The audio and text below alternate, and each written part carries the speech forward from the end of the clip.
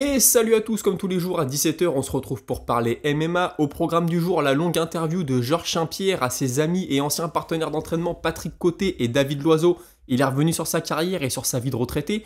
On parlera aussi d'Aljamain Sterling qui confirme au micro de The Schmo monter chez les poids plumes.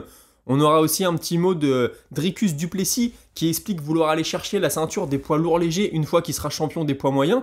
Et puis on aura aussi un petit mot de Renato Moicano qui nous a expliqué pourquoi il n'a pas pris le combat en short notice contre Bobby Green. On aura aussi plein d'autres informations, c'est parti.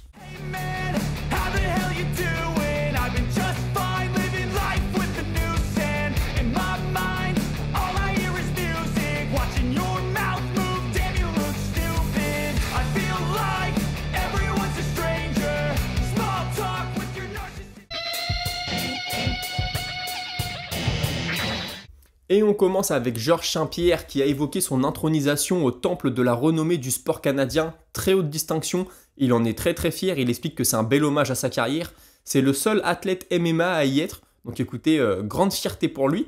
On lui a aussi demandé quel était le plus grand moment de sa carrière et il a évoqué le high kick qu'il a pris contre Carlos Condit.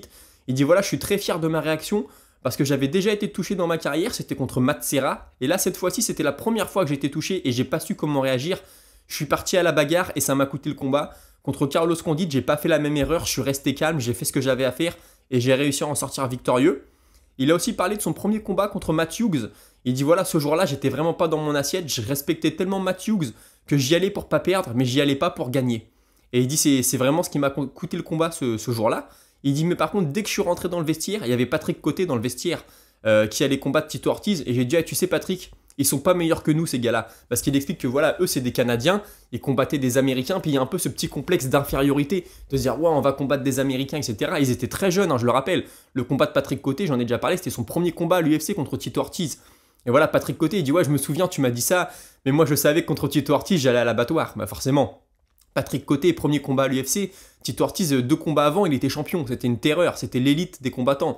Donc voilà, mais ce combat-là l'a fait beaucoup mûrir, et puis voilà, ça nous a montré à nous, combattants québécois, combattants canadiens, qu'on pouvait rivaliser avec les Américains. Il a expliqué qu'aujourd'hui, en tant que jeune retraité, j'ai envie de dire, il fait plus de sparring, surtout pas de sparring dur. Il dit voilà, j'ai envie de préserver ma tête, j'ai pas envie de prendre de coups au cerveau. Lui, c'est très important, Georges Saint-Pierre, pour lui, de bien vieillir. Il dit même maintenant, quand je vais faire du sparring avec un mec, j'ai dit ouais, est-ce que tu veux jouer? Il dit ouais, je lui dis pas est-ce que tu veux tourner, est-ce que tu veux combattre, j'ai dit ouais, est-ce que tu veux jouer? Puis il dit voilà, on fait surtout... on met de la vitesse, on se touche, mais voilà, on n'y va pas comme des brutes.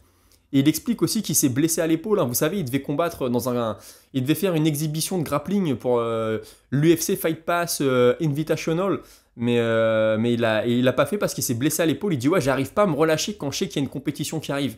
Il dit là, tu vois, je sais que j'ai pas envie de salir mon nom en faisant une mauvaise prestation, en offrant quelque chose de mauvais. Du coup, je m'entraîne. Et puis bah finalement, j'ai fini par me blesser à l'épaule. C'est de ma faute. Il explique qu'en fait, il avait commencé sa préparation, il est parti 15 jours en vacances, et du coup, quand il est rentré, il s'est dit, voilà, faut que je m'entraîne à fond, j'ai pas pu très bien m'entraîner pendant mes vacances, et il dit, bah du coup, mon épaule a lâché, donc bah finalement, je peux pas combattre. Il explique du coup que voilà, c'est son côté compétiteur qui reprend toujours le dessus. On lui a demandé pourquoi il voulait combattre en grappling et pas dans un autre sport. Il dit bah voilà, j'ai vraiment envie de mettre la lumière sur le jiu-jitsu brésilien, sur le grappling. Il dit en plus moi c'est bien, ça m'évite de prendre des coups à la tête. Et puis je pense qu'il y a beaucoup de jeunes combattants qui ont besoin qu'on mette la lumière sur leur sport pour le médiatiser un peu plus. Et si moi je peux aider à ça, je suis très heureux. On lui a aussi demandé selon lui qui était le meilleur grappleur actuellement. Lui il dit pour moi c'est Gordon Ryan, c'est le meilleur grappleur. Ce qui fait la différence c'est surtout sa stratégie. Il dit moi je dirais qu'il y a 3 couches qui permettent de créer un athlète. T'as le physique, t'as la technique et t'as la stratégie. Et j'ai vraiment l'impression que Gordon Ryan au niveau stratégique il est au-dessus des autres et c'est ce qui fait la différence. Il a aussi exprimé qu'actuellement Gordon Ryan il s'entraîne 3 fois par jour. 2 fois en JJB et 1 fois il fait un entraînement de préparation physique. Il dit ouais c'est énorme. On lui dit ouais mais tu sais toi t'as toujours lutté contre le dopage. Et on sait que les athlètes de grappling, de jiu-jitsu il n'y a pas vraiment de contrôle. Donc les mecs la plupart sont dopés. Et lui, il dit voilà, je suis d'accord. Moi, je pense que maintenant, dans le sport de haut niveau, il faudrait des contrôles. Il dit il faut faire des tests. Et moi, je me suis entraîné avec des mecs dopés. Je peux te dire que la différence est énorme.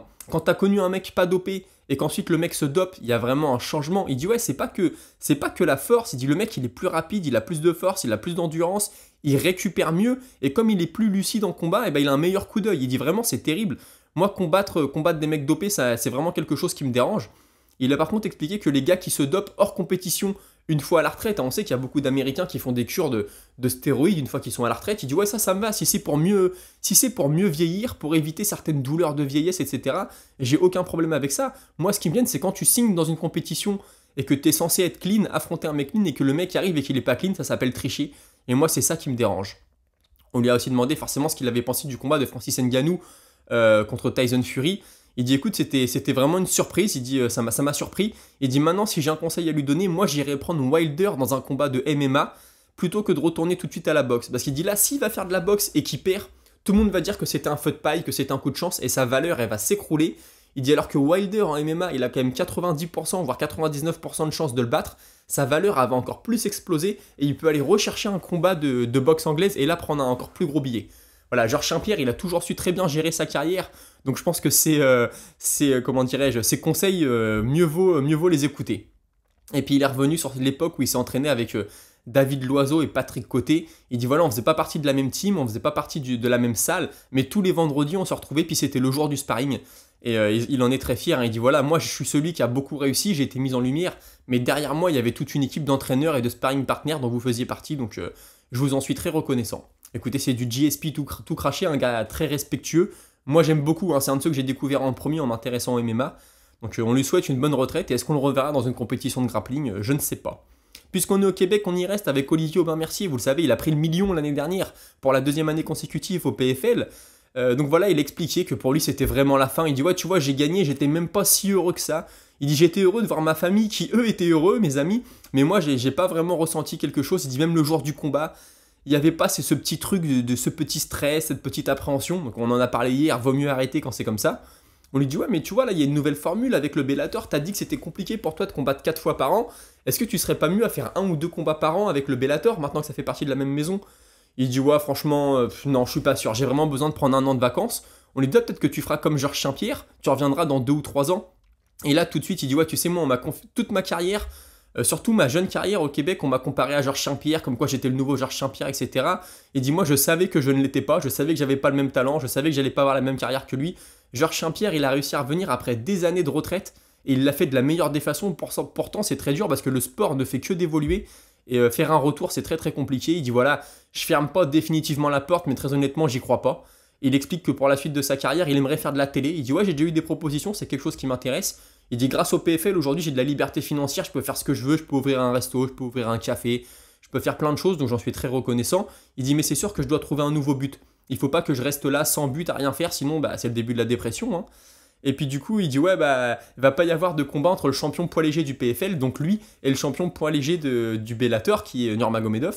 Il dit écoutez, j'ai appris qu'il s'était fait choper pour dopage et qu'il était suspendu. C'est pas plus mal parce qu'imaginez cette semaine, tout le monde nous a annoncé dans la semaine de mon combat que ça y est, on avait fusionné, etc. Qu'il allait avoir des combats entre les champions du PFL et du Bellator. Il dit ouais, imaginez s'ils avaient organisé un face-off entre lui et moi, alors que moi je sais très bien au fond de moi que je vais pas le combattre. Ça aurait été un peu dommage pour l'organisation. Mais finalement ça m'arrange qu'il soit suspendu, comme ça c'est pas que moi qui fais tomber le combat à l'eau, quoi, en gros. Plutôt drôle. Et puis voilà, il avait encore insisté sur le fait que c'était pas GSP, que lui c'était un autre combattant qui comprenait que le Québec avait besoin d'un nouveau GSP, mais c'était pas lui. Un petit mot de Kasanganay, Impa Kasanganay, qui est lui aussi devenu millionnaire. Vous savez, ce combattant qui avait pris ce terrible KO contre Joachim Buckley, j'en ai parlé, cuté de l'UFC, il avait fini quasi SDF à dormir dans sa voiture. Et puis aujourd'hui, il est millionnaire grâce au tournoi du PFL. Alors lui, il expliquait qu'il voudrait plus de combats dans la saison. Il dit ouais, moi je suis un combattant, je veux combattre 10 ou 8 fois par an. Écoutez, c'est énorme, mais pourquoi pas. Il dit voilà, il y a 1 an, j'étais à la rue, je dormais dans ma voiture, ou j'étais hébergé chez des amis, c'était très dur. Mais c'était de ma faute, c'est moi qui faisais les mauvais choix. À chaque fois que j'avais un boulot, ça m'empêchait de m'entraîner comme je le voulais. Du coup, je quittais le boulot parce que moi, ce qui était important pour moi, c'était de devenir combattant MMA. On lui dit ouais, mais du coup t'as pas pensé à arrêter le MMA? Il dit non, franchement c'était quelque chose que j'avais en moi, je savais que c'était ce que je voulais faire. Et puis tu sais, mon père il est arrivé du Congo quand il était très jeune aux États-Unis. Il a rien lâché, il a construit quelque chose, et moi vis-à-vis de lui je me voyais pas abandonner. Et voilà, on lui a dit ouais, il paraît que tu vas affronter Francis Ngannou. C'est pas une trop grosse marche pour toi? Il dit non, franchement tout est possible, moi je suis très inspiré par le parcours de Francis Ngannou et ça serait un honneur de l'affronter. Écoutez, il a parlé de le faire ça en Afrique, alors je sais pas, moi je pense qu'il est pas sur la shortlist pour affronter Ngannou. Maintenant c'est vrai qu'ils ont des trajectoires. Alors Ngannou lui a quitté son pays lui-même, lui Kasanganay c'est ses parents qui ont quitté leur pays, mais c'est vrai que les deux ont connu la misère. Pour revenir à l'UFC Austin, vous savez, Bobby Green, quand Dan Hooker a annoncé son forfait, il a dit « Ah, c'est bizarre, pourquoi Moïcano, il vient pas m'affronter, il parle beaucoup, mais il fait rien ?» Bon bah voilà, Moïcano s'est exprimé, il a dit qu'il était blessé au genou, que ça fait toute l'année 2023, il a pas pu faire de sparring. Donc il dit « Je pouvais pas affronter Bobby Green en short notice comme ça. » Il explique que lui, par contre, on lui avait promis Jalin Turner au mois de janvier. Il dit « Bah maintenant que Jalin Turner a pris le combat, bah c'est fini, ça va pas se faire, il va pas combattre déjà au mois de janvier. » Mais selon lui, Turner va s'imposer dans le combat contre Green. Il dit « Je pense que son allonge va lui poser problème et que Bobby Green n'ira pas chercher le takedown, il va avoir du mal à rentrer, il va se faire beaucoup toucher. » Écoutez, maintenant on sait pourquoi Moïcano n'a pas levé la main pour affronter Bobby Green. Blessure au genou, je peux comprendre. Si ça fait un an que tu essayes de te remettre et puis tu vas tout briser comme ça sur un combat de short notice en 2 semaines, je peux comprendre. Il dit « Si j'avais eu un camp d'entraînement, si on m'avait dit mois de janvier, je prenais tout mon mois pour m'entraîner et puis ça le faisait. » Écoutez, on lui souhaite un bon rétablissement. On a Aljamain Sterling qui a donné une interview à The Schmo. Il a confirmé, ça y est, de sa propre bouche, on l'a entendu dire qu'il est monté chez les poids plumes. Jusqu'à maintenant, j'avais entendu que des spéculations. Lui, il le dit non. Ça devient trop compliqué pour moi. Là, je tourne à 171 livres. Donc ça doit être 78 kilos, un truc comme ça. Il dit c'est fini, moi, de recombattre en moins de 62, je crois, c'est moins de 62 kilos. C'est beaucoup trop compliqué. Maintenant, je veux aller en poids plumes, ça va être plus simple. En plus, il y a des bons match-ups pour moi. Je rêverais d'affronter Max Holloway. J'ai un gros respect pour lui. Je pense que ma lutte peut le gêner. Il dit jusqu'à aujourd'hui, il a toujours affronté des grappleurs, mais qui avaient du mal à l'amener au sol. Moi, j'ai une très bonne lutte, je pense que je pourrais l'amener au sol. Et il explique aussi qu'un combat contre Calvin Kattar serait très intéressant. Il dit, si on parle du style, c'est un bon combat pour moi, j'ai le style pour le gêner. Bah c'est vrai, hein, c'est lutteur contre striker, voilà, si on grossit le trait, c'est ça. Il dit en plus, lui, c'est un mec de Boston, moi, je suis un mec de New York, il y a une petite rivalité. Il dit, ouais, on a déjà fait du grappling ensemble, mais c'était début 2010, et j'étais pas encore pro, et lui, il venait seulement de passer pro, si je dis pas de bêtises. Il dit donc on a fait un petit round de grappling comme ça à l'entraînement, mais on se connaît pas plus que ça. Il explique que selon lui, il va encore faire entre 4 et 8 combats à l'UFC, donc je pense que ça doit être encore 1 ou 2 contrats, hein, à mon avis, je pense que c'est pour ça qu'il dit 4 et 8. Et puis il dit voilà, faut que je fasse attention à mon corps, ma blessure à la nuque, voilà, c'est encore fragile, faut que je fasse attention. Et puis on lui a posé la question qu'on pose à tout le monde, le combat entre Colby Covington et Leon Edwards. Lui, il dit que la lutte de Covington va poser problème à Edwards. Il dit ouais, c'est pas la même lutte que Ousmane, il va faire que de le coller. Colby Covington, il est très offensif. Il va être là, il va envoyer les enchaînements, le coller, essayer de le mettre contre la cage, le mettre au sol. Ça peut gêner Edwards. Il dit par contre Edwards, il a tout intérêt à rester debout parce qu'il est très précis. Donc il peut beaucoup toucher Covington. Et puis il explique aussi que selon lui, puisque Covington a réussi à amener Ousmane au sol, qui est quand même un très haut niveau de la lutte. Hein. Je rappelle que le Ousmane qui a affronté Colby, c'est pas forcément le Ousmane qui s'est présenté face à Chimaev. Il dit moi je vois pas comment Edwards va réussir à ne pas aller au sol. Après il faudra réussir à se relever. Mais écoutez, c'est son avis. La précision d'Edwards debout contre la lutte de Covington et le volume de frappe de Covington, qu'est-ce que ça va donner? La réponse très prochainement. Michael Bisping, lui, qui s'est exprimé sur le combat entre Paddy Pimblett et Tony Ferguson. Alors tout d'abord, il dit ouais, tout le monde critique la préparation de Tony Ferguson avec Goggins. Il dit ok, je comprends qu'il n'a pas besoin de cardio Ferguson, il a besoin de travailler sa défense, il a besoin de travailler ses basiques. Mais voilà, au point où il est dans sa carrière, la préparation mentale que t'amène Goggins peut faire quelque chose. Je suis assez d'accord, j'en avais parlé. Je pense que là où il en est, 6 défaites de suite, avoir un mec qui le regonfle mentalement, parce que c'est aussi un préparateur mental, Goggins, hein, il a été dans le coin de John Jones notamment, ça peut faire la différence. De toute façon, faut essayer des choses différentes. Hein. Maintenant, 6 défaites de suite, fin de carrière, t'as plus rien à perdre, j'ai envie de dire. Ensuite, il dit que debout, Paddy Pimblett va avoir l'avantage pour la vitesse, mais que Tony Ferguson aura l'avantage pour la puissance. Il dit, ouais, je vous rappelle, il a touché Gaethje, il a touché Michael Chandler. On peut pas dormir sur Tony Ferguson, il peut toujours faire la différence. Il explique que par contre, Tony Ferguson va avoir l'avantage en lutte, mais qu'une fois qu'ils vont être au sol, là, ça va être 50-50. Le JJB de Tony Ferguson est très bon, celui de Paddy Pimblett aussi.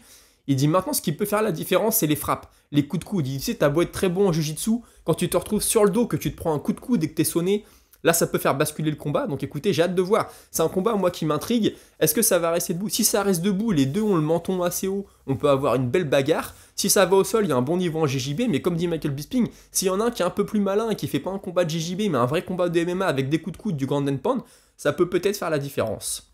Ensuite, on a Dricus du Plessis. Alors, il n'est pas encore champion poids moyen. Beaucoup le voient ne jamais être champion poids moyen. Mais il explique déjà que lui, voilà, s'il défend sa ceinture contre Khamzat Chimaev, il n'y aura pas vraiment d'autres défis parce que les seuls mecs qui ont brillé chez les poids moyens, c'est Israel Adesanya et Robert Whittaker. Il dit j'aurais battu Robert Whittaker, j'aurais battu le nouveau mec qui monte, à savoir Khamzat Chimaev. Bah, ce sera le moment de monter en lourd léger. Bon, écoutez, vous savez ce que j'en pense. Moi, je pense qu'il faut régner dans sa catégorie avant de monter. Il dit puis si Adesanya avait été là, ça aurait été un honneur de l'affronter, mais comme il n'est pas là, bah écoutez, ça va pas se faire. Puisqu'on parle de Robert Whittaker, il semblerait, c'est une rumeur, c'est RMC Sport qui a publié ça sur les réseaux, qu'il va combattre contre Paulo Costa à l'UFC 299. Donc moi ça m'étonne, c'est au mois de mars, parce que Robert Whittaker, j'écoute souvent son podcast, et à chaque fois il dit qu'il veut pas affronter Paulo Costa, parce que Paulo Costa c'est le roi pour décommander les combats. Donc il dit ouais, moi je vais pas me taper un camp d'entraînement pour qu'une semaine avant le combat, le mec vienne pas, puis que je sois pas payé en entier ou pas payé du tout. Donc ça me semble un peu bizarre. Écoutez, par contre si l'UFC lui met la pression, il va peut-être accepter. Il y aura peut-être un accord aussi, hein, pour dire que si Paulo Costa ne vient pas, il a peut-être payé, je sais pas, 75% de sa bourse, je ne sais pas.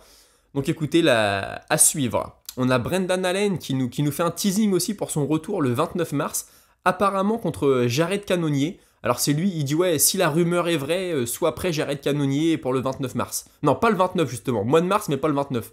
Ou alors le mois d'avril, je sais pas pourquoi il dit pas le 29, il a peut-être un anniversaire de prévu, mais voilà. Donc si la nouvelle est vraie, j'espère que t'es prêt, Jared Gordon, on va s'affronter au mois de mars ou au mois d'avril. Bon écoutez, ça sera un super combat, ça serait une belle marche en avant pour lui. En plus c'est plutôt un striker Cannonier, mais striker dangereux, hein. Je me souviens quand il a affronté Derek Bronson, je me disais ouais, Bronson il va le lutter. Bon bah finalement Bronson il a pris un coup de coude et ça a été la fin du combat. Donc ça serait quand même un beau test pour Allen, que moi je mettrais favori personnellement. On a aussi Thibaut Gouti, notre Français, qui poste sur les réseaux sociaux en disant qu'il est prêt pour 2024. C'est vrai, lui, il est combattant du Bellator.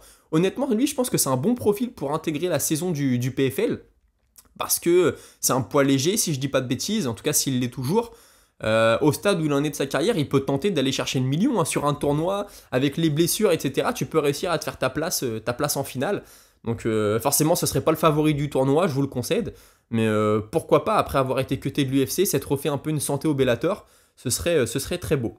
Et puis pour finir avec les annonces de combat, on a Rotang qui va affronter Takeru, combattant japonais de kickboxing. Ça va être un 5 rounds en kickboxing pour le ONE FC le 28 janvier à Tokyo. Très belle carte qui s'annonce, ça va être un très beau combat. Alors Rotang, c'est plus le style box time, il peut aller en kickboxing forcément. Et puis Takeru, lui, il a vraiment fait une carrière que en kickboxing, hein, si je dis pas de bêtises. Ça va être un très très beau combat.